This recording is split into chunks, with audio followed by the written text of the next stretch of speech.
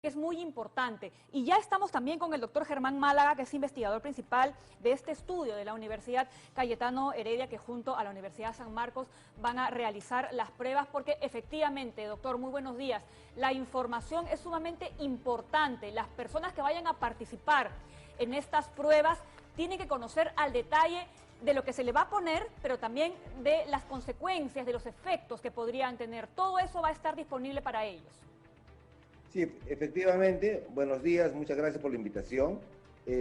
Ya, ya hemos activado el portal de la página el día de hoy, donde va a estar toda esta información, y después de que la persona lea y entienda esta información, va a dar su consentimiento informado en la página, con lo cual va a quedar registrado como voluntario. Nosotros le vamos a contactar para pactar una cita. En el momento en que la persona llegue al centro de vacunación, vamos a volver a verificar que la persona efectivamente haya entendido lo que representa ser voluntario y recibir la vacuna. Una vez que esto ocurra, va a firmar un consentimiento en papel, él va a llevar una copia donde está especificado absolutamente todos estos detalles, y la otra copia se queda en la institución. Cuando ya ha firmado ese consentimiento, vamos a proceder a unas evaluaciones médicas, bueno, laboratoriales, que no son prerequisitos para la vacunación, y se va a proceder con la misma. Ese es el procedimiento que tenemos diseñado. Aún en la página no está el formulario de registro, porque en los procesos de investigación tenemos que ceñirnos muy bien a los mandatos éticos, y en realidad estamos a la espera de la Comisión Especial de Ética para Ensayos Clínicos durante la pandemia del INS, quienes tienen que aprobar el contenido. Cada cosa que nosotros vamos a decir o hacer en la página tiene una aprobación de ese comité de ética, que ciertamente está trabajando con mucha recarga, muy aceleradamente, sí, de muy buena manera, pero tenemos que ser respetuosos con los tiempos, y tenemos que ser respetuosos con el datos dentro de las líneas de investigación, ¿no? Y esperemos que sí, esta respuesta sea pronta, porque hay muchas personas en redes sociales que ya han manifestado su voluntad para participar. Pero ¿quiénes pueden hacerlo? ¿Quiénes pueden presentarse como voluntarios? ¿Qué requisitos se necesitan? Sí, muchas gracias por la pregunta.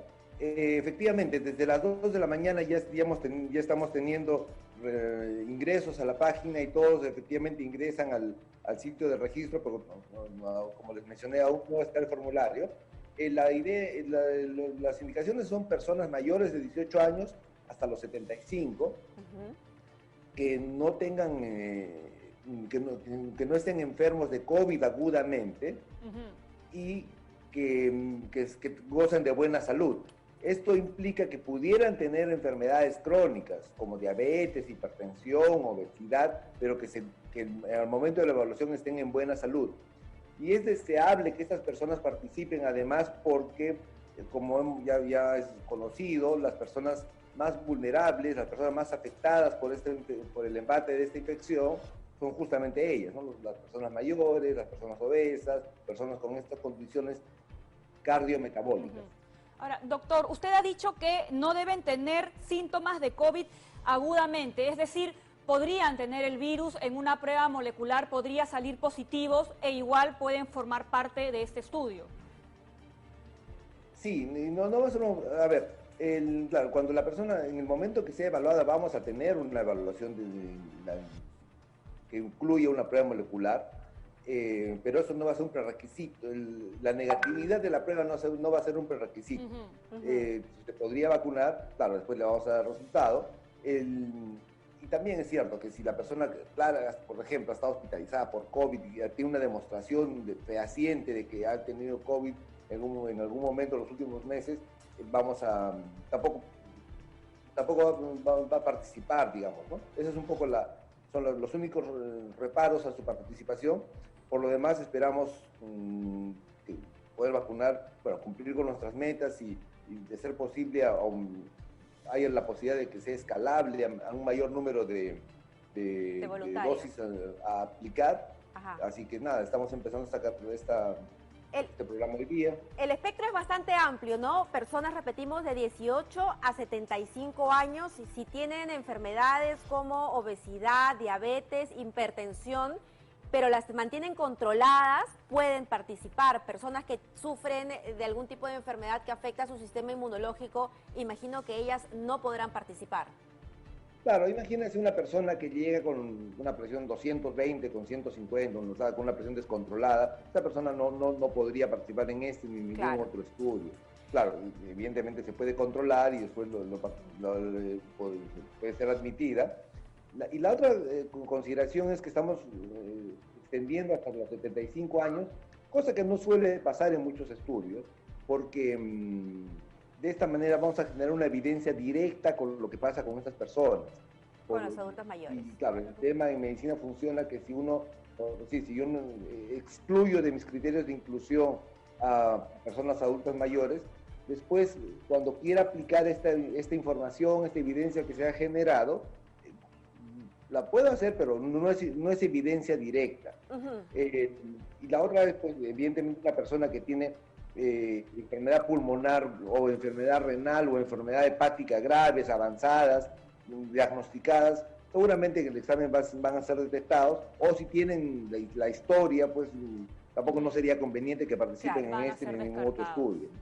Ahora, doctor, las personas que participen en este estudio van a ser sometidos a dos controles, ¿no? Por un lado, el tema del placebo y por el otro lado, la dosis mismas. Ellas no se van a dar cuenta hasta el momento que por ahí vayan a presentar algún síntoma, alguna sensación. ¿Qué cosa se podría presentar? Gracias por la pregunta. En realidad son tres grupos, ¿no? Son dos grupos, porque son dos cepas distintas de vacuna. O sea, es una cepa, la cepa llamada Wuhan, una cepa llamada Beijing, y la tercera que es el grupo de placebo. Ni los pacientes ni nosotros tampoco. Nosotros tampoco nos vamos a darnos cuenta de quiénes reciben el placebo. Por eso estos estudios se llaman doble ciego. Para que podamos inferir cuál es, uno desde el punto de vista de efectos adversos. Cualquier persona que recibe un Panadol, por ejemplo, prefiere sentirse mejor o podría tener un dolor de cabeza o tener un dolor en el estómago. Y esto ocurre con antibióticos, ocurre con vacunas. O sea, hay síntomas que no hay forma de deslindar si son por el efecto placebo de haber recibido una intervención o son de la vacuna. Esto en primer lugar. Y en segundo lugar, digamos, un voluntario tiene una posibilidad de cada 3 de efectivamente recibir placebo, ¿no? Tiene 2 de cada 3 de recibir una de las dosis de las cepas de virus inactivo que está compuesto este estudio. Y para demostrar y para hacer el cálculo de la efectividad, imaginémonos que la persona que está en placebo de las 2.000 personas se infectan 200, es el 10%, por decir, versus que se infecten 100 del grupo de la cepa Wuhan.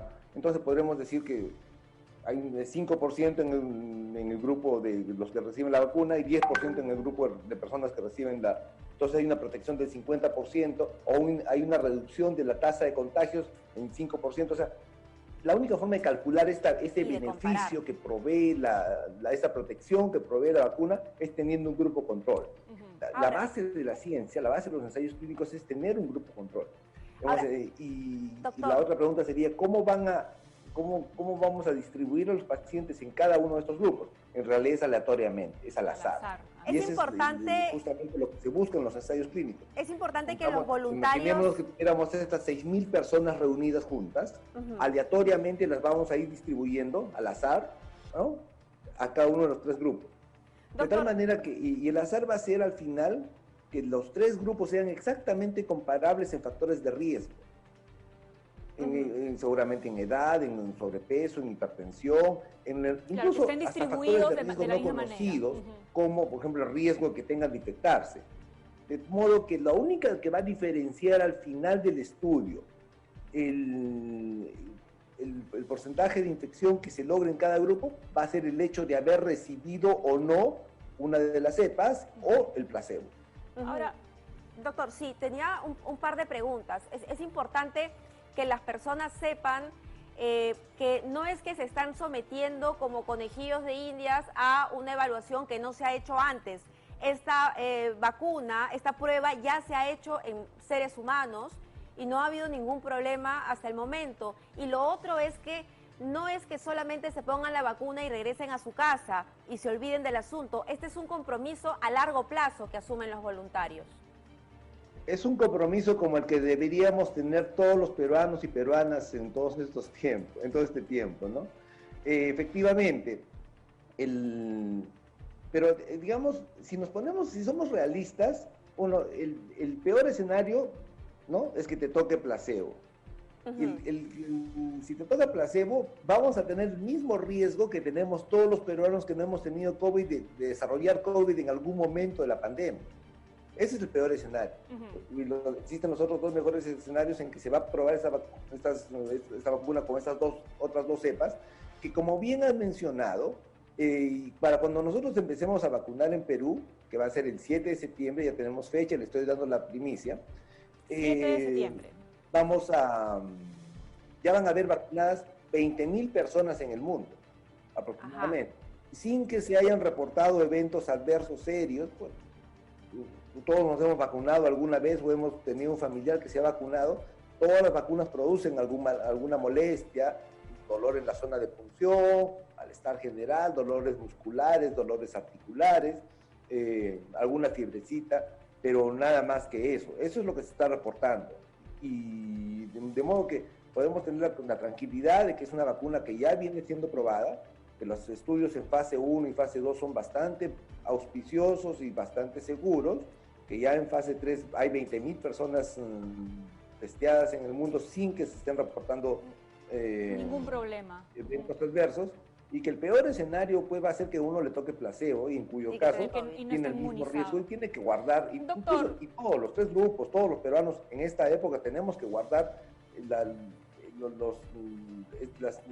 normas de la nueva normalidad, ¿no? Así es. Y justamente sobre eso es la pregunta que quiero hacerle a continuación. Las personas que se sometan a este estudio, ¿se les va a pedir que tengan algún comportamiento en particular? ¿O pueden hacer su vida con normalidad, pueden salir, incluso cometer por ahí algunos excesos? ¿Qué se les va a pedir que hagan durante este tiempo? En realidad no podríamos pedirles nada. Los invocamos como a todos los peruanos que participen y no participen en el estudio, que por favor eviten las infecciones, ¿no? Que eviten infectarse, que eviten que salgan solo si es necesario, que usen máscaras, protectores faciales, que eviten las aglomeraciones, que no hagan pues fiestas en los fines de semana, ¿no? Entonces que no tengan reuniones con gente que no vivan en su casa. Las normas que desde el Ministerio de Salud se está exigiendo para evitar el número de contagios, ¿no? Porque es cierto, estamos probando, tenemos esperanzas y tenemos mucha ilusión de que las vacunas, esta o alguna otra, funcione, pero hasta que eso no se demuestre, la norma debe seguir siendo evitar los contagios. Doctor Málaga, muchísimas gracias. Vamos a estar a la espera entonces de la salida de este formulario. La vacunación o el ensayo clínico de esta vacuna con voluntarios aquí en Perú inicia el 7 de septiembre. Otro laboratorio, Johnson & Johnson, también ha anunciado que llegará en quincena de septiembre. Entonces tenemos gran oportunidad para poder colaborar con la ciencia y con la humanidad, porque estos ensayos son sumamente importantes para poder hallar la vacuna contra el COVID-19 y regresar de alguna u otra manera a esa antigua vida que teníamos, pero ojalá que con un mejor chip, doctor, cambiando ya, siendo más respetuoso de las normas y estando muy conscientes de nuestra salud y cuán importante es. Gracias nuevamente, doctor Málaga, y todos los éxitos en este ensayo clínico. Hasta luego. Hasta luego, doctor. Vamos a continuar con más. Ahora nos tenemos que ir hasta